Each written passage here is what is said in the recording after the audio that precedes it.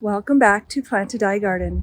In this video, I'm going to show you how I've set up the irrigation for my die garden, and I'll show you exactly what you need if you want to set yours up similar to mine. You'll see that I have a few nursery plants in the corner just to get things started. I'm mostly still waiting on my seedlings to grow up a little bit. I plan to direct seed some seeds in the garden as well as an insurance plan against the bugs. This is what the garden looks like after setting up some soaker hose, but let's take a look at what the garden looks like right now. All right, you can see the edges pretty well. I've got the four corners marked out on the left with marigold and on the right with verbena. And of course my rock border is there. In the middle you can see the sunflowers, and the tall ones are sunflowers that I started inside. The shorter ones were direct seeded a week ago, and they've grown quite a bit in 1 week. So I wouldn't be surprised if they surpass the other ones. If you'd like to set up your irrigation similar to mine, this is what you're going to need. This is 5/8 inch tubing, and it connects to your water source and brings the water into your garden. On this end, you'll have a connector to connect to your spigot or water lines. And on this end, you have a figure 8 clamp to close off the end. And then you'll be connecting 1/4 inch soaker hose to this. You'll want an elbow to connect this soaker hose to the tubing, and you'll need a plug to go in the end of your soaker hose when you're done running the hose through your garden. That way all the water doesn't go out the end. And about 30 to 40 of these U-bend stakes to hold your tubing in place.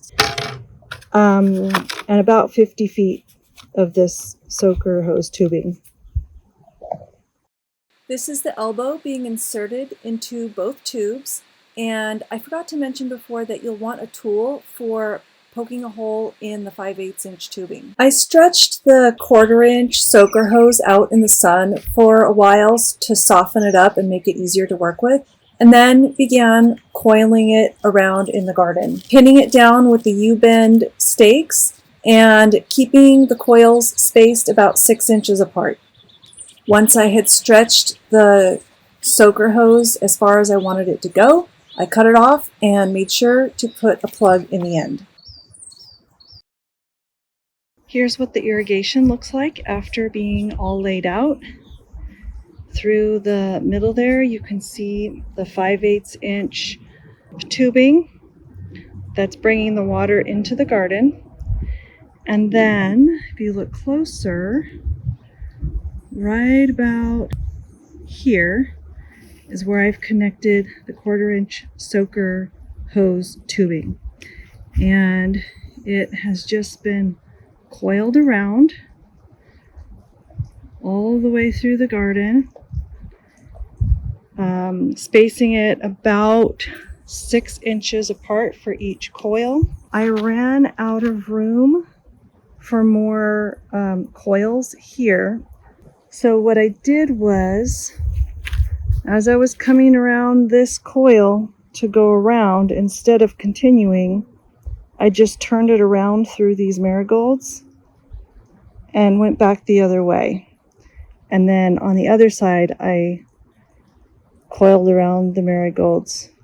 The convenient thing about these soaker hoses is that you can kind of just squiggle them around wherever you want them. And I find that 6 inch spacing allows just enough room to plant in between, while also giving enough coverage that everything gets watered. Once the plants grow in, you won't be able to see the soaker hose, and you can always add a little mulch over the top if needed.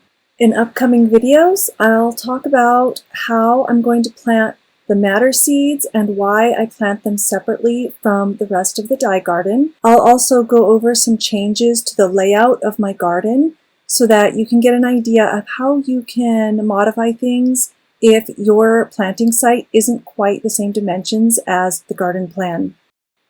You can download a 4x4 foot or a 4x8 foot garden plan. It's in the description below. And please remember to like and subscribe this video so that other people can find it and you can catch all the videos in the Dye Garden series.